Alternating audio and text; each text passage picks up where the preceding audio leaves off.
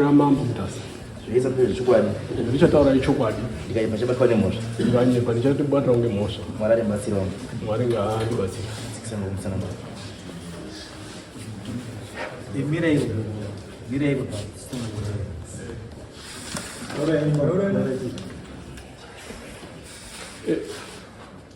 Inini Michael Chikati. Nyaya yondoa nayo pamusoro changamire. Nyaya yangu yondauya nayo mudare inyaya yerendi munda wangu uyo une munhu wakurambira ari mumunda mwangu anozi R5 Achivati. Inini ndakarora 1980 ndikapuwa munda iyoyo ngewabereki wangu. Kuzoti mune 2014 stepmother wa R5 wakauya achikumbira pekuti munda wekuti arende asopota achitipawo mari pamwedzi. Saka zvadaro izvozvo mune 2017 ndakazoona mumunda imomo maiswa toilet ngehanzvadzi yeuyu uri pano hanzvadzi R5. Padzasi pacho paiswa kanhumba kemiti ngeuyu ndirapo ngehanzvadzi yacho ndirapo. Saka zvadarozvo ndakaapproacha ndikati hamusakafana kuti muchaite ene activity bamumunda umu because munda uyu izvo mwautisa matoireti nekuaka chidumba ndauda kuti mudini mubve mumunda umu handichadi kuti munge murimo. Saizvozvo hanzvadzi yake yakateerera ikabvisa toireti yanga acheresa haana kuzoiwaka for reason ngezvikonzero zvaamene zveuyu ndayakomangarira wakabva aramba ari mumunda imomo. Kuzoti 2023 ndikamuapproacha ko iwe mumunda muchikuitei iye haana kuteerera hapana action yakatora. Kusvikira izvozvi zveubuya kunoita kudare ndamudaidza kuti uya tidini titaurirane decide court settlement kuti udini ubude muvhakete munda uyu. Asi iye kazhinji kacho haatouya waindoignore. Ndikaudza sabhuku ndikati munhu ngaabve mumunda. Saka hapana action yakadini yakaitwa kutsigira kuti munda uyu ndakapuwa ndi baba wangu achimupenyu munhu ndiyani mune 1980. Paside pemunda ipopo pane guwa remwana wangu wakashaika 1980. Pakona pacho ipopo iye wakanga akutoita garden ndakazozwa wakatema imwe miti itori muside mwemunda wacho padhuze neguwa racho iro. Vanhu ndo vakazomumisa kuti ko wasvika pastage yekudaro kuda kusvika nekutema nepadhuze neguwa zvirubva zviri pai. Saka noti kuti wakamirira ipopo pega wakasvika kuita bhizinesi rekukanya zvidhina mumunda imomo kwakuti kutaura kuti tiri kuita mune mapothole nekutema miti yekusosa garden iro tiri kutaura ngezvaro. Saka izvozvo zvega zvakandikashamadza. Saka mwaona ndiri kuuya padare renyu mambo kuti mundibatsirewo kuti munhu uyu abve mumunda umu. Ndoona kusenza hangu munda wangu ngekuti most of the time ndandiri kugara mudhorobha. Saka ndakuti adini andipe munda wangu ndisenze munda wangu zvakanaka. Okay. Mati aibhadhara rendi kwamuri ndiani? Waibhadhara rendi kwandiri ndistepmother wake. Stepmother wake iye ndiye unoziva kuti stepmother wacho uri. Izvo zvimurubhadhara ndiani? Pachina rendi irubhadhara. Akapedzera kubhadhara rendi? Wakagumisira kubhadhara 2023. 2023. Mother of R5. Ariko kwa wote. Saka serious na. Step mother ndio amina agreement naye. Eh. Huyo amina agreement naye. Wamina agreement naye ndi step mother. Ndi step mother. Sasa hivi this place wamefanya udzingawa. Wamefanya udzinga step mother. Step mother udzingawa na wake wake. Because we have to sublet. Outer sublet this step mother.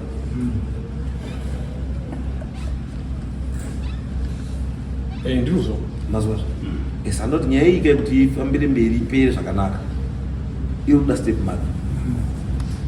Because ndiye wakamamwina agreement naye.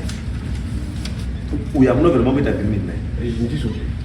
Asiwo makaita agreement naye ndiani. Ndi step mother.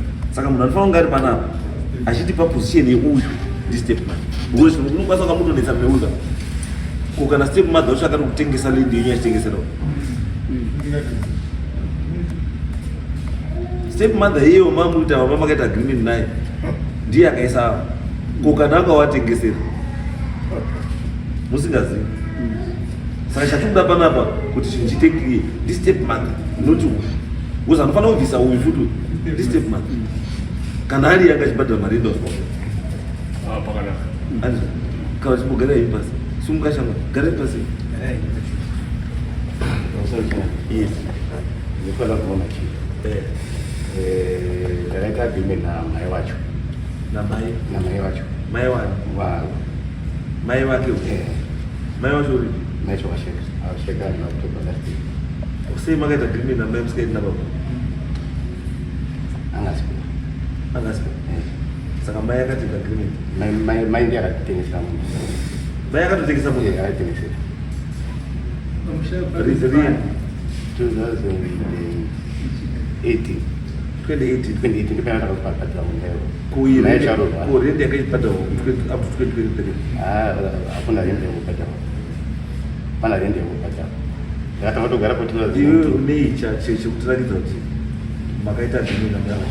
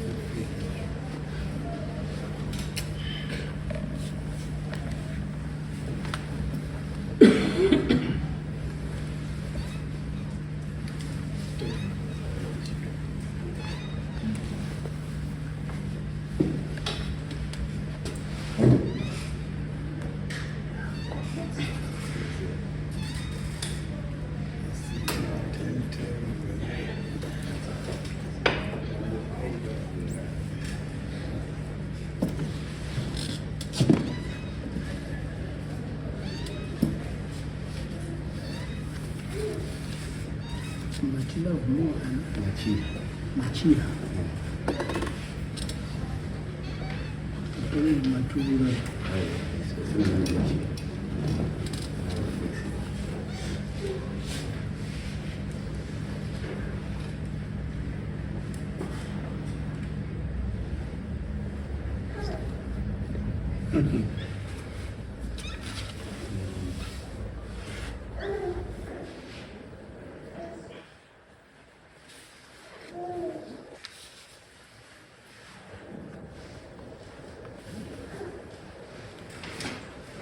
Agreement era kana usaino kana chi. Bana kana signature bari kuyora. Ngakumbuseni. You want me to believe this is an agreement? Sabhuku achiziva he signs wonyora zita rake wosign kana atore chidhiro obvisa chidhiro as witness. Notongoti ndapa James $50 nhasi ya $200. Nhasi ndapa James $100 ya $250. Nhasi ndapa James ende chimwe chiripo pachirifani manje zvanotiita nini ini ndakuda kushandisa zvawakanyora bambo. Agreement yakaitwa rini? Ndio makaita agreement.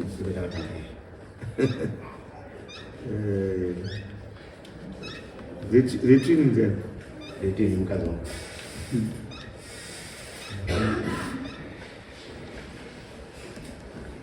Sasa retini ndiye badala. Ndio kuba. Ndiye badala. Madufunga retini ndiye badala. Ndio. Ko blessing sinyenda.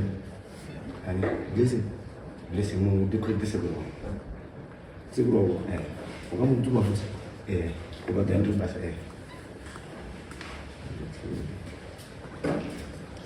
Ko akazopedzera kupa mbuya chinyi handine $50 there.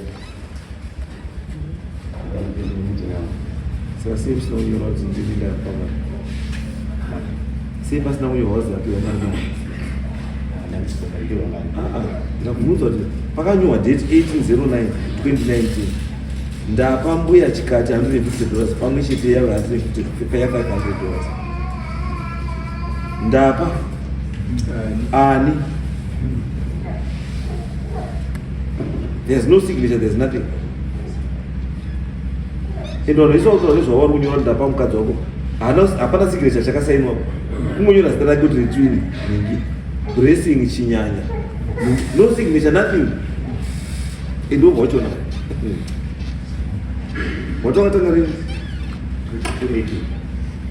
2018 basi date sakanyorwa pamusoro pechinhu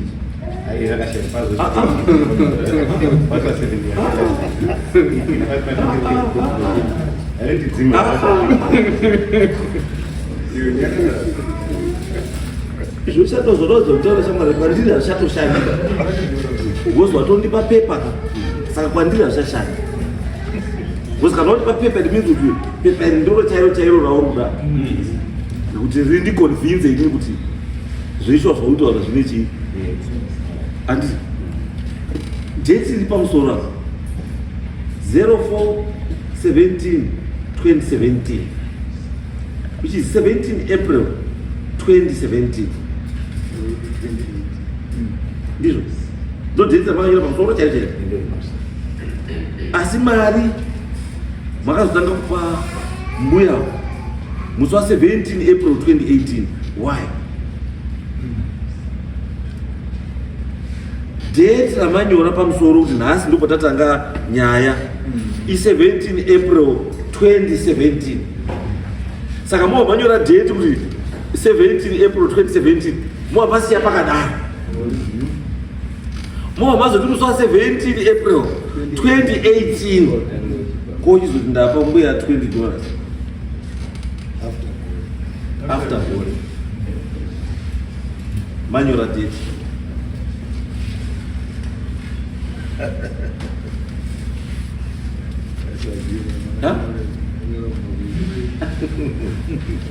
pindirai bambo manyora date 17 April 2017 mavasiya pakadaro mavazoti musi wa 17 April 2018 muhamati ndapa mbuya chikati $210 yesterday izvo kuti kuti andazi pakashatika handisi ndakanyora bashama ndowakanyora ende bhuku harisi rangu nderako ndatononerawo munhu handiriziba ende kuti akatombonyora ndiyati orit kana wakavapaona sei usina pagadzirisa izvo wakapaona kuti wakashaisha sei usina kupagadzirisa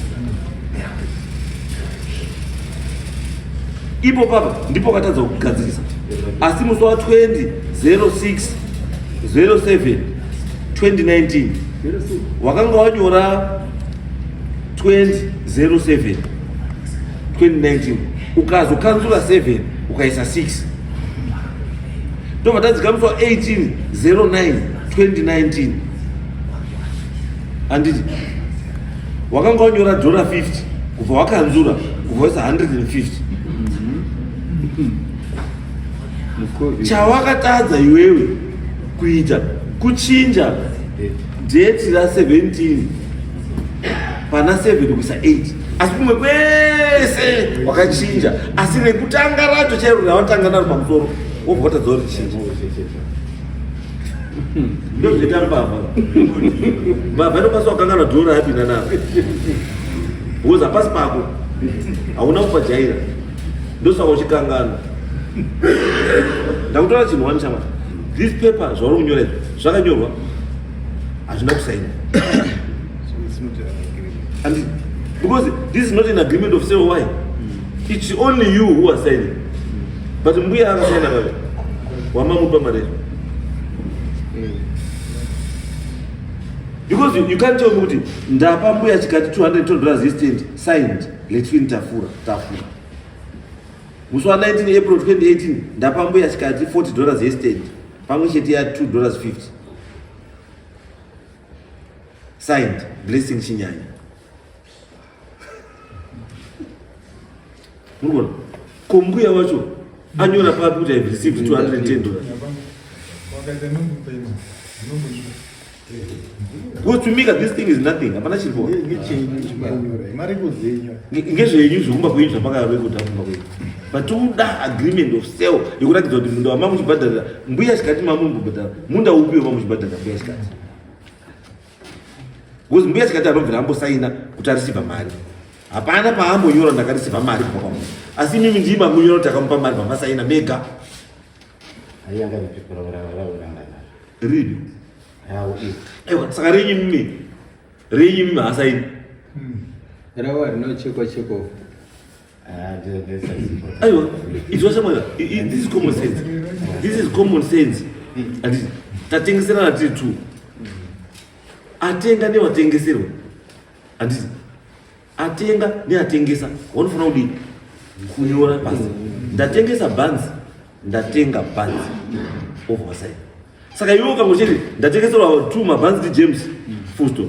James doesn't say anything. Wenda kuti mangwana unyora kuti ndatengeserwa bhodho remafuta ndi James. James doesn't say anything. Wenda kechitatu ndatengeserwa bhara ndi James. James doesn't say anything. Saka uri kuti pane agreement ipi apa munhu. There's nothing. There's nothing. Hapana chiro baba. Hamuna chiro. MUTASA road sikani. $20 engeri. Ngori mari. Mche. Mchero ziku unoita $30. Iproti. Watenga ili. Mchero. He's 6 years. I think. We're 6 years.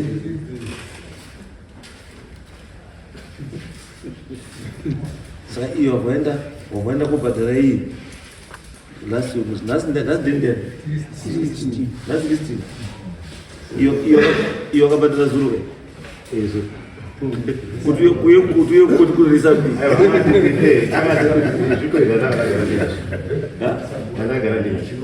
aiwa aiwa izvakashama waenda kubhadhara zuru and zuru racho uri kubhadhara kubva 2021 kusvika 2024. Why usina kubhadhara 2021 unoda kubhadhara zuru? Because you knew kuti uya kukoti kuno. Saka uda kuziva kuti nini kuda kundivhiringa brain mari kuti tarisai kana kwa DC ndi kubhadhara mutero. Iwe wakabhadhara zuru one day before court.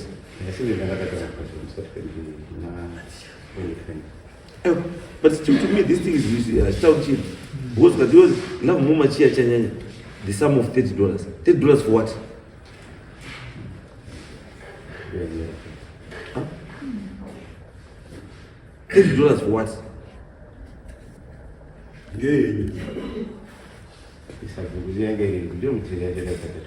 Ika but was about $30. Each you $40 because you know what until no but $5 baji.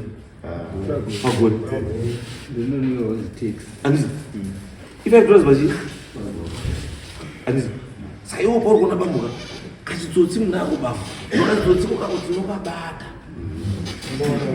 Mabazo takuitira simple calculation baba. Simple chi Calculation. mutero kwa DC $5 pai. $10 makoni mangani? 5. $10 makoni mangani? 2 years. Sorry. 2 years. $15 makoni mangani? 3. No. $20 makoni mangani? 4. $20, $25. makore mangani 5 $30 makore mangani 6 saka kubva 2020 na 0909 2020 kusvika 2026 pane makore mangani pindura mina pindura ndipedze ndati kubva 2020 kusvika 2026 pane makore mangani 6 years pane chii 6 years which means $30 yakabhadhara musi wa 0909 2020 yanga yakakwana kusvika patiri izvozvo ndizvo nebambo ndizvo saka iyi $20 yomazobhadhara kuti 2021 kusvika 2024 yanga yakei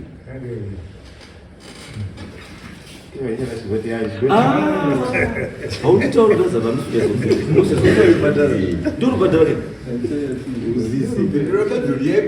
yairubhadhara chii because already $30 yakaukabva kubva 2020 2020 kusvika izvozvi $30 wakabhadhara izvozvi nezuro wabhadhara futi kubva 2021 kusvika 2024 unaona pazvisinga make sense zoti pazvisinga make sense ndeyekuti even nyangwe ndikadzoka kumashure unoona zvizotara ndosanoti baba kana muchiya kudare musanyepirana musafurirana mazwa here time yomune muchifurirana naye ndiye ndiripo iyo yamunomuchidiscussa munumba menyu ya ndiye ndiripo saka munosara mouya kuno kutoziva zviri kuramba saka kuno ndiye ndakangomumirira chi akambozwa zvakafanira kuti ndakutaura kana nda kuona kuti zvandikutaura kuti uone wega kuti no pane zvawakaita zvisiri right tikadzoka 2020 tichidzoka kumashure handiti it means kuti tikutora 6 years ka saka tuti 2020 2019 2018 2017 2016 2015 ndizvo ere bambo 2020 2019 2018 2017 2016 2015 ndidzo 6 years dzamakabhadhara imini musi wa 09 2020 ndiri kungoda kubatsira chete kuti nditi wakabhadhara chikwere chako chokumashure saka wakabhadhara chikwere chako chokusvika 20 chekutangira kubva 2014 kusvika chii 2020 ndobva ndachitesa mapepa ako munda wakautenga rini kuna mbuya chikati wakautenga musi wa 17 April 2018 saka kana wanga uri kubhadhara kumashure uchibhadhara development levy wanga uri kubhadhara development levy yei yemunda upi iwe usina mundo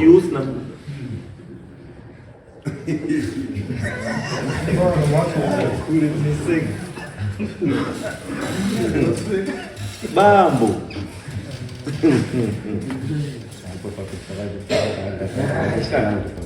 magutsikana kuti chii magutsikana kuti chii iyi tatosiya yekunyora kwenyu mukadzi wenyu asikasainira tatosiyana naye ndiri kutaura yemarisiti ati magutsikana chii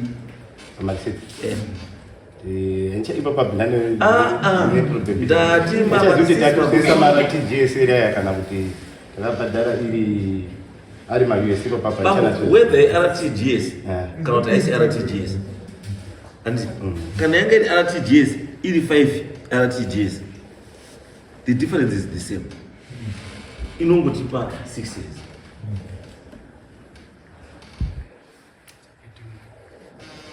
iyo wabhadhara icho iyi yakangonyorwa $, iyi yacho $.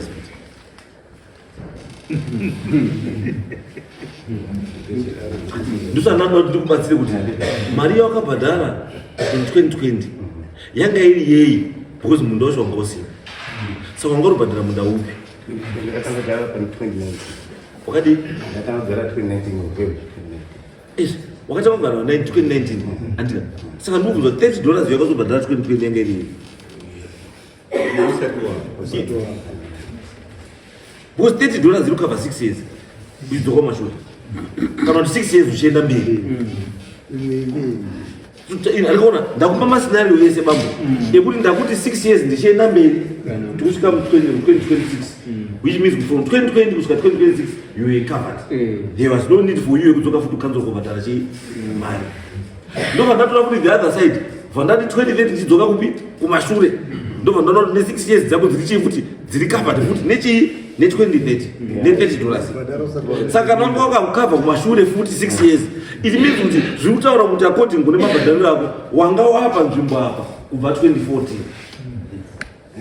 asi ndochibvunza kuti 2014 wanga wapo here ukati ndakandisati ndikati wakauya rini ukati ndakauya 2019 saka iyo waibhadhara kusvika 2014 waibhadharirei yanga iri yei pendakazenda chitanya masabhuku ndipendakabva nezvipekishe 20 azi ndipendakazva kuti nezvipekishe iyoyi wakazva chipekishe $20 chei amunobvunza unabvunza Shaman, apana siti yakanyorwa ana TGS ba. Ende 2020 yanga iri ya TGS. Yanga iri dora. Izo zvizi. Bambo. Izo vai bambo. Ndo ini landira zvakawanda. Ndoda tuiri utu. Ndoti wandaura chokwadi. Tumapepa tuiri utu. Tuitwa kunga tusina basa. Asi tune basa. Nasi tukabata mbavha, tumapepa 2 weeks tukabatisa mbavha.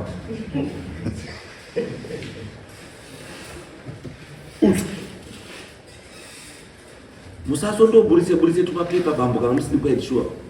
Vronotaura nemuromo muperepa zviri nani. Mukaburisa mapepa manje.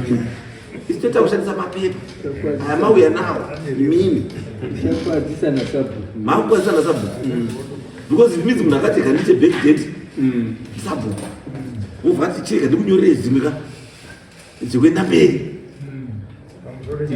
sabhuku aripo aripo sabhuku apana apa zvotondaridza kuti masabhuku aitu akasiyana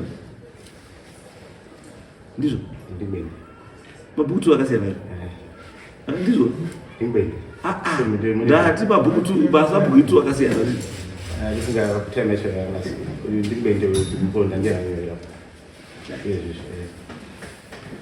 saka pamundo nyaya yedu irapa you failed to justify kuti chinhu ichi ndechei asi munoda kushandisa orthodox means chikana chitsotsi kuda kuconvinza inini kuti ndikuti iwo mutande wavo because you cannot pay for something which is not yours. Abatiwira kuti haubhadhari chinhu chisi chani chako.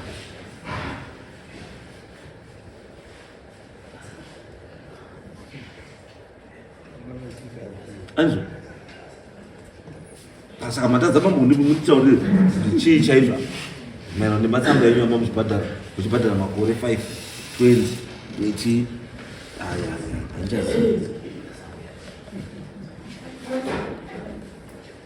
uyu muponda author ndiani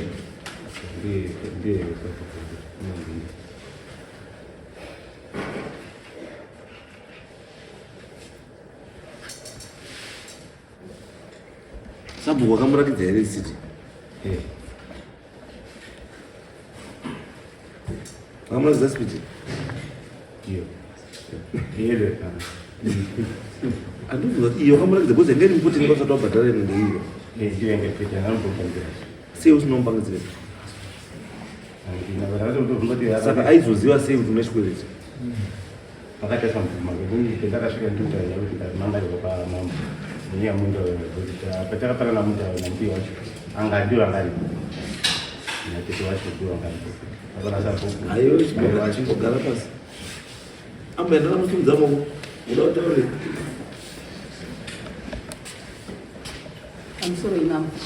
I'm sorry, Dad. Uyu panyaya yemudari ndine bheti chikati panye munda ini ndiro angu kutaura kwekuti inini mai akauya kumba kwangu akasvika akati ona mwana ngini ndiri kurwara saka zvotiri kurwara inini ndinoda kutengesa minda ndaenda kuna sisi mai paungano aramba kuya komira neni kumapai pakutengesa munda ini ndoda mari kubatsirikana hanzvadzi yangu yakanga yasumuka nemhuri yayo yakugara kwamutare ini ngati aiwa mama ini handigoni kuuya kuti ndiwe komirira kutengeserana nemunda wanao ngoti ndiri mwana musikana purasi wakuru wariko saka mama akabva aenda obva asvikawo kune vamwe vana vakabva kuti hatigoni kudini kuuya obva asvika pakutengeserana munda asi apa akatengeserana munda paa pane mukomana muzukuru wake hanzvadzi yangu anozi Ringoni. Saka chikonzero chakatengesera munda zvikonzero zviviri. Muzukuru wake uyu aigara namai wangu asingabhadharirwi school fees. Mai mwana aidzingwa zvimai abva atakoda kopa chichemo kuchikoro. Kazi wekuchikoro akati isusu hatigoni kuisa mwana mubhimu kana kuisa papi ngepamusana pekuti mwana uyu hanzvadzi yamai wake nditicha. Saka hatigoni kuti tiise mwana mubhimu. Mai ndivo pakusvika pakuzodini pakuzotaura neavo kwabva adini kwabva atotengesa munda uye kune awa aibva atengesa kune Seka ichanyanya 1-2 wakatengesa wa munda iwo semunda iwo wakati munda 1 ubva wagurwa ngepakati umwe bva atengeserwa umwe bva atengeserwa. Saka uyu akabva arambidzwa ataurwa zita akarambidzwa akabva amurambidza kuti nini handisi chada kuti udini uri ugare baba uyu bva arekera avo vanga vati wakagara. Saka wava vakagare avo vakabvara varugara vayanga achipa chiupenyu mai ubva azofa magore rapera rino muna Oktoba. Saka hanzvadzi manje yobva yaona umwe bhaya obva achibva kufa kwaita mai ndipo pakubva mukadzi wake naye wakushuya kupisha manje kugara. Asi nguva yese kwanga kwane makore ndikasvika pakugara na mai yangu kwemakore kutora mai yangu kugara kwamukwambu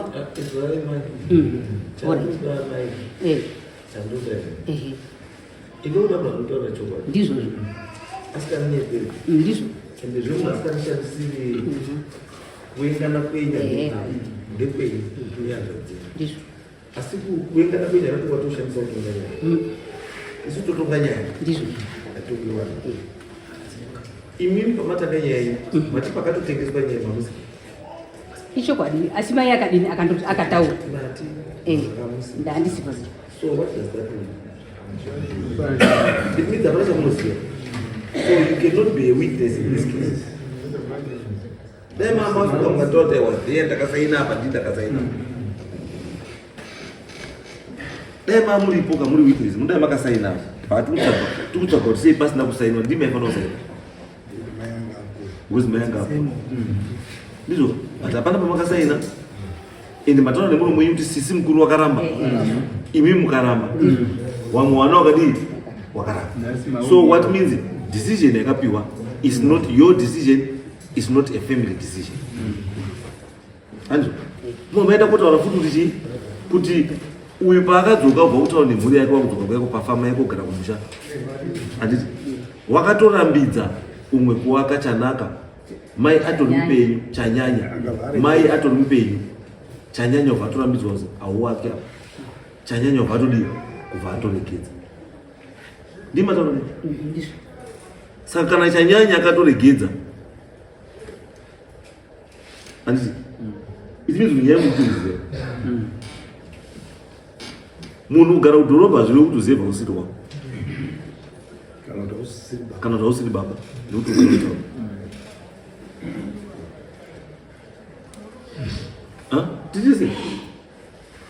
tichese kuti kugara munhu kugara kutauni haisi mhosvaba ngekuti kana wagara kutauni kana kuti waita imba mutauni hauchafaniri kuita imwe imba kuruzevha. Every urban dweller has a right to own a communal home. Ndosaka ndikutaura kuti kana tikutaura nenyaya kuti uyu mukomana uyu zvaakaita ndizvo here kana kuti handizvo urunzwa imimi mabuda pachena kuti inini ndiri mwana asi chandaiziva padii uye ndakaramba. handisi kuti ndabvunza uri mubvunzo uri pakuti hanja dziri kuti kwazi munda uyu ngewake, munda wake anawo. Ndati inini hanzvadzi mai nababa wakafa, munda iwowo kana paine vanakomana mumba vanofamba ina baba minda inoita yaro. Apa pakafa mai minda yangapiwa wangapiwa kare. Ndiri kubvunza ndati minda inopiwa wana. Muzembe wana wapi? Wana yakomana. Wana wani? Wana wa mai na baba wafa. Ndio wanopiwa ni munda. Then uyu mwana uyo utoona kuti minda izvo munotaura kuti izvo never in agreement. Ende matokonfirma zvichiwa kuti never in agreement kuti minda ichese in this process. Semuri mutoona kuti takaramba kuti minda ichese takatoramba kusaina tikaita sei basi. Mairambiri. Ini ndakati musikana mukuru angabvuzira mai. Hanjadzi yaidaidzwa ichiramba kuuya. Saka musikana mukuru akanga aramba kuuya kusarika tini handisi vakodi. Kusaramba kuuya handi kubvuma.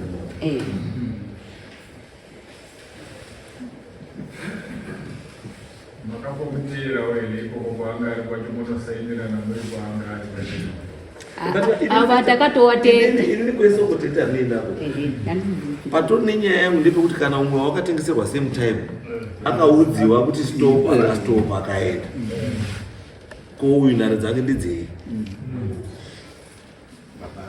ende ayucheri ni munda wakakura sei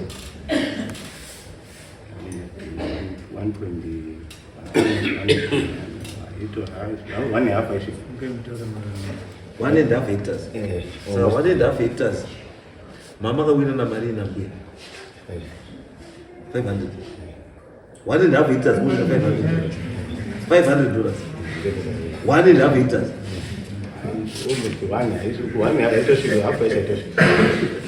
Almost 1 year. Approximately, but I see I go up like Yeah, but you went over that. You want to make a sense.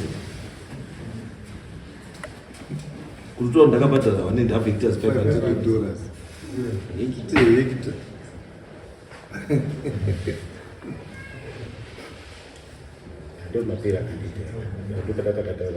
No, but I don't want to use pay.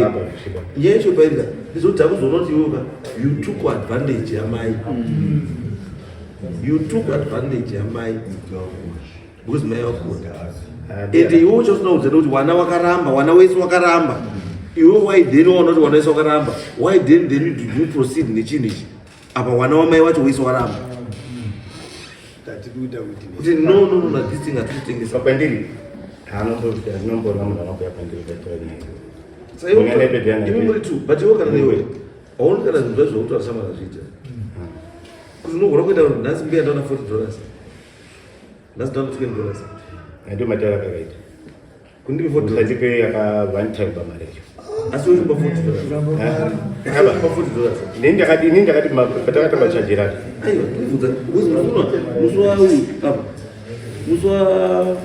Muswa 19 April. Magamba $40. Muswa 1 April magamba $40.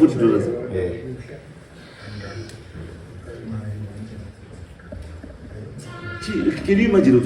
Wawamba muswa 19 April 2018. Ndipo kwamba $40. Uvo mazomba futhi. Muswa 20 June 2019. Don't make us look for $50. Don't make us look for $50.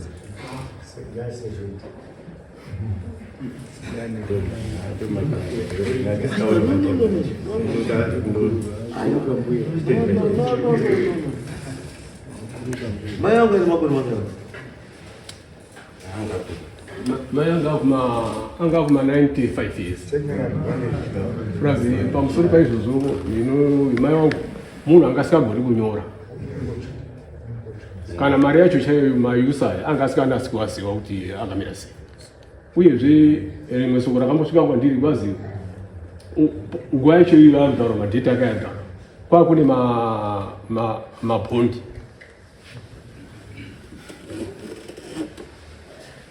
Vakapasanga kuti pambuya makonde.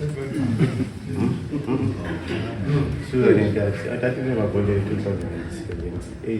2018. Anga makonde. Asina ndio South Africa ndio mzira ndio Kusam South Africa katumzanga 150 rand. 50 years. 50 rand. Iwe mfatu 2006 2006 kana kuti mukadzi wako aitumira ndiye kuti achitoti 2006 2019 ndapa mbuya chikati 50 rand. $5.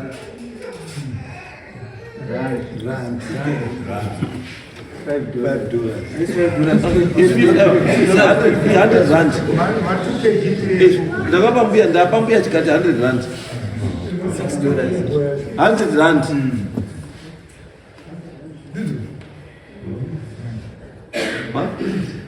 2019 ndapa mbuya chikati 100 rand. Ende mwa makonvita 100 rand yokuzi $50 US.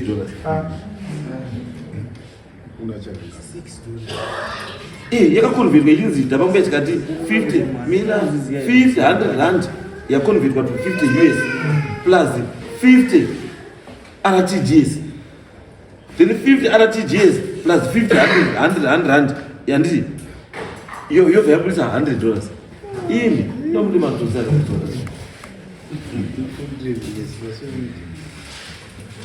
Ini ndawo muri matsotsi akadai so. You took advantage age yambuya. You took advantage yekuti mbuya haasi kuziva. And mega befanira makona kuti wana wacho wega. How can you have a deal name na mai ane 95 years? Pasina kana witness mwana wake kana wana ari. What type of deal is there? Because you never signed anyway. Hapana. Because iri panapa iyi. Kana ndo kunyepera apa. Andikunyeperi pa. Ini ndotora zvabanyora pana. Taura zvindanyora pana. Apa kanziya. Ndapa mbuya chikati ichi 100 chi $50. I 100 chi $100 rand. Apa chi 50 chi 50 RTG. 50 chi 50 years. Koi $100 rand. Aiwa 50 rand ndio convert to 100 rand ndio 50 US. 50 US plus 100 rand. Papi plus papi Yakamireke. plus papi nungeza bana plus 100 rand. Alright, saka RTGS 50 RTGS in 2019 $50. Tuzo pasero. Prokweza ukhakulita kuti chiyapo. Kuzokuti 100 rand. 100 rand in 2019 rate yanga iri pachi. Yenga iri mari. Apa kunga $50. Iwe pakanzi $50 RTGS. Ko apa. RTGS pakanzi $50 ka. You guys my bracket is 100 rand. Which means ukai 100 rand ya convert to $50 US. Plus ari babu. Anga pa 50 plus 50. Ndiya ku 100 ka. 50 plus 50. Isaka uisaka 100 rand ne RTGS yodo nzenge iri papi. Yaitwa papi. Ya 100 rand yodo ne 50 US yodo. Aka 50 US plus 50 plus 50 100 ka. Ko 100 rand plus RTGS imaria. Because Maria mazoisaka tikawedzera vana pa 250 mati pamwe chete ya 350, which means mawedzera $100 ndizvo. Saka 50 iyi ne 50 yato $100. I think ko 100 ya RTGS ko 100 iyi yokutora kuti yanga iri yega 100 rand ne RTGS imari because 50 plus 50 100 ndiyo mawedzera ndiyo yabva kupa total kuta 350. Saka rand inotora ne RTGS iri pimari yacho. apa ndikona kuti zvazviri zvese pamwe. Tusati kutaura saka uramba zvandachikutaura kuti apa yanzi 100 rand yebvaiswa in brackets yobvaisi 50 US, which means kuti 100 rands yakonvertwa kuita chi kuita 50 US. Ndinoda kuti nditaure gore rakamboita 100 rands 50 US. Nditaure gore rakamboita exchange rate 100 US 100 rands payakamboita 50 US. Nditaure gore racho.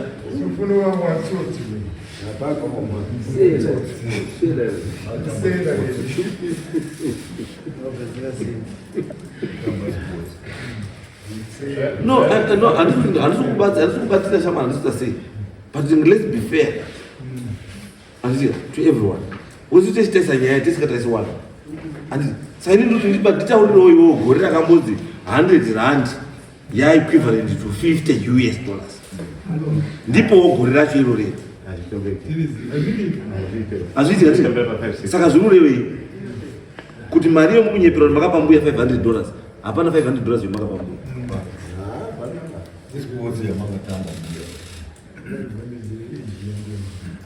Ndo zvazvikutaura because mati total $500 cash. When we are saying 100 rand cannot be $50. Saka mfana kuzora kuchimbo sekuti kuzora katameso. Titesa nditi. Apa panwa 50 RTGS. Because 50 RTGS. Akanoti 50 RTGS $50. RTGS ne uyu zvakaita 1 to 1 ne-US nezve. Igore ripi zva 2013.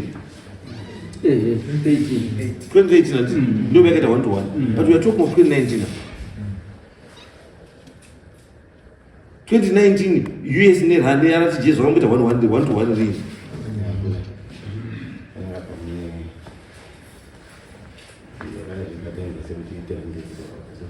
No, problem makaita pamuzondechi. Makanyora zviro same day. Mazvinyora same day.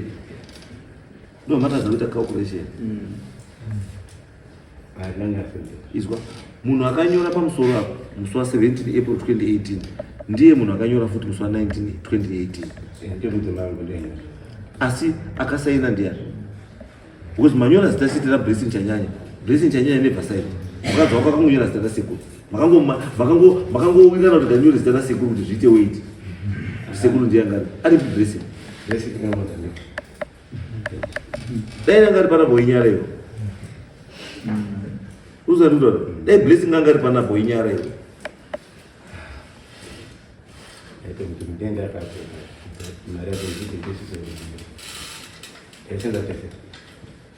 Ndati dai Blessing ngari pana boinyara iyo uramba iyo. Uramba iyo dai Blessing ngari pana padasi boinyara iyo.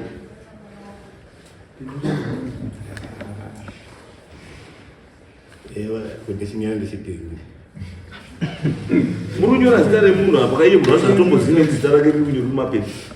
Kana wakamusenda iwo uchiti ndope mukadzi wako $50. Handiti? Saka aneine agreement. Maisenza mese. Saka namaisenza mese. Akanyasa kubva kubasa kuya kokusainira iwo kusainisa mbuya agreement. Kubva kubasa kwamamuri mese kuSouth Africa. Kuya kosainisa mbuya. Ndozvakamutuma. Wakakuta tsiku nani? Asi kuna mbuya. Dhiri rako nambuya angaruziva. Angaruziva. Saka sei mukadzi wako ari yakazonyora. Mukadzi ndiye angari pastation. Iwe watuma Blessing kubva South Africa kuenda kuna mbuya. Asi anozonyora agreement mukadzi wako. Saka mukadzi wako apinda pasi. Dai ungori nditaura ndakatuma Blessing kuti ndope mukadzi wangu mari ape chii? Ape mbuya.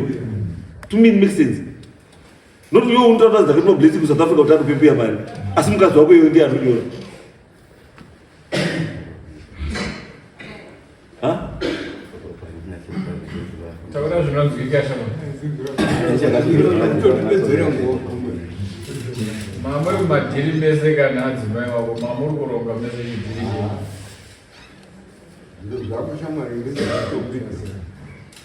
Right. Chanda kudada.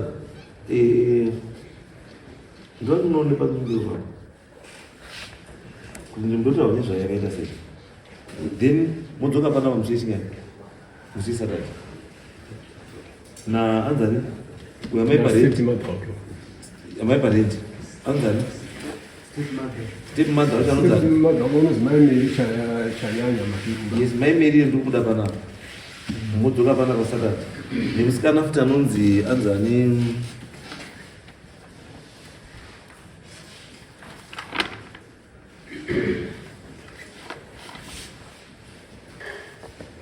Shubika in Masaiti. Shubika in Masaiti. Right. Motoka pana mese msesa. Amsoro zangu. Yes. Amsoro that. Yes. Amsoro anokozera wese. Uyo akini Inenda kamera samasaiti kana. Ndio kozera Jessica Chikati. Shukia Masaiti. Introduction ya quality. Ndio kwa Shukia Masaiti. ndakarora Jessica chikati ndatoshamiswawo kunzwana sindikudaidzwa kudai. Inini nyaya yandinayo kwavari kumhuri yekwachikati handine nezvemenda yavo. Nyaya yandinayo inini ndeyekuti ndakadzosa mudzimai yangu nedambudziko remurwere waangainavo kubudirwa nedambudziko rekubuda. Ndikadaidza vabereka ndikagara navo pasi ndikasvika navo kwandakati ngatimbofambe timboona kuti dambudziko riri chokwadi. Ndofunga dare rindori mukati munyaya kana kumapurisa takasvika kwaruda nenhaurwa yemudzimai yangu. Ndakashingirira kuchengeta mudzimai uyu nenhaurwa yekubudirwa kwaitwa zvekuti mwana wangu wabarwa ne11 months. Mukadzi wangu wakonera pamutarika hospital neatotwa atobviswa indogara kuwanda. Asi nyaya ndashamiswa inini ndeyekuti inini pandakauya nenyaya yemudzimai yangu haina kusolvwa. Nanhasi uno yakangomira. Asi ndaushamiswa ndakunongedziwa futi kuti mudare reminda yavo ndamo. Uyu akasirwa minda yavo nevabereki vake. Sekuru akundipinda ndakauya pamba papo ndikati ini sekuru mwana uyu mbondigadzirirawo dambudziko riri pamwana riri kubuda richitaura richiti zvakati zvakati. Tese tikasanganisa musoro mwana mhai wacho rapa. Shamwari. Yaimwe. Ndozvo ndiri kutaura kuti saka ndiri kubvunza kuti ndaurira sei padare iri. Okay, alright. Iwo ako panyaya munda uko. Imi babu, nyaya yenyu nemukwasha sei yamati muibvunza makati dispute kana. Nyaya yangu ndinayo mudare. Tongoti ndanokumbira udare kuti uyu abve ngoti separate. Takuita nyaya iyo. You are the same person. Alright. Yatopinda. Tati uyu nyaya yenyu uyu ati zvelenda ndiko. Saka nyaya yenyu neuyu ndeipi because yakazi land dispute. Nyaya yangu namkwasha zukuru. Wakarora mwana wehanzvadzi yangu. Uyu unonzi Jessica Chikati. Asi baba wake ndi Martin Muzonda. Right. Saka Martin Muzonda wakati aiti amitisa hanzvadzi yangu. Wakaramba nhumbu toto wakabva aramba nhumbu yacho. Saka saizvozvo hanzvadzi yangu iyoyo tisu takaichengeta mumusha mwedu. Taichengeta mumusha mwedu naye muzukuru wangu aine nemwana wake uyu muzukuru. Takamupa paminda yedu yese yotinayo isusu vanhu vekwachikati, minda yekwachikati.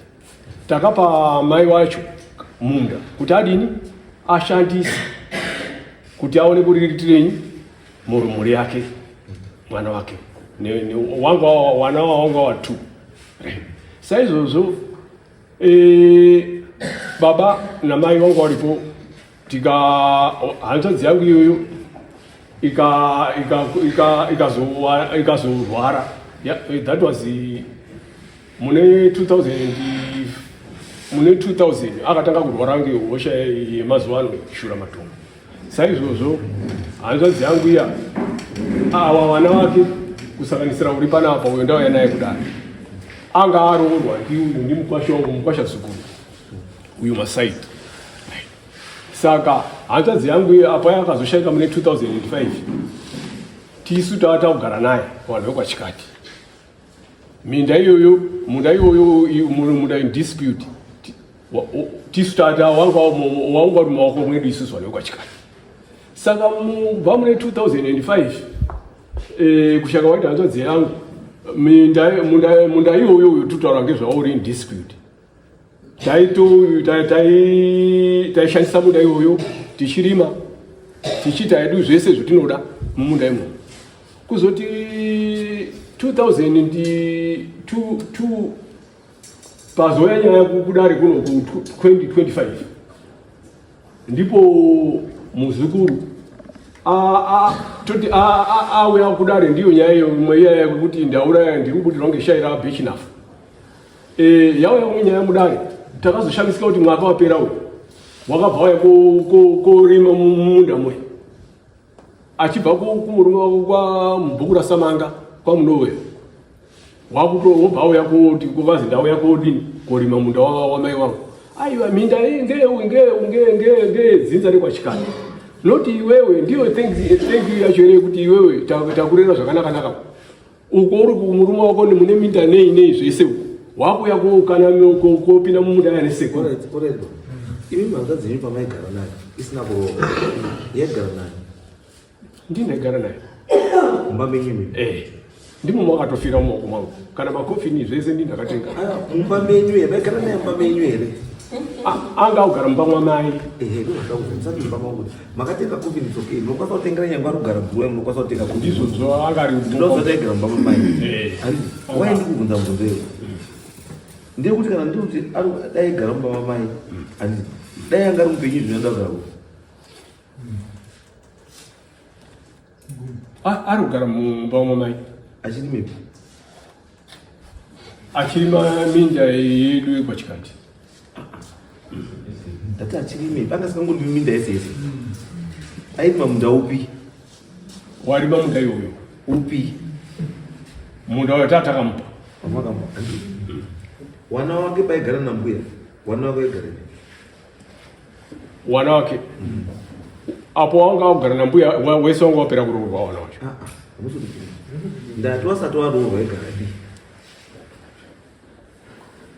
waigara pamunda ipo ndati waigarepi waigara mumusha wekwachikati nani nesu mhuri yekwachikati saka nhasi unowaramba murume yani wanogarepi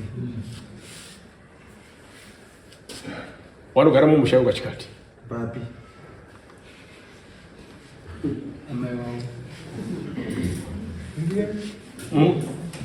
papi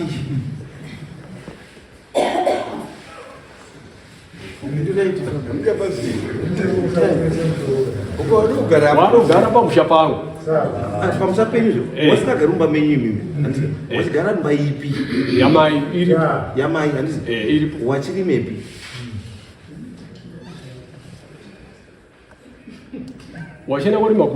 wachenda kurima minda yomwachikati kana kwamaiwa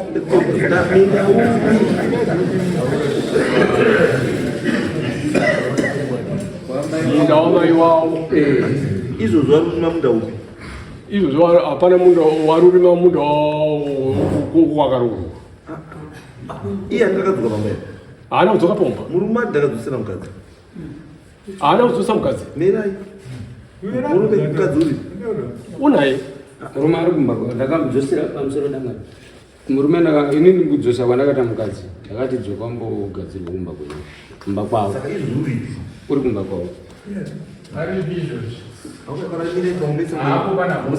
mukadzi uri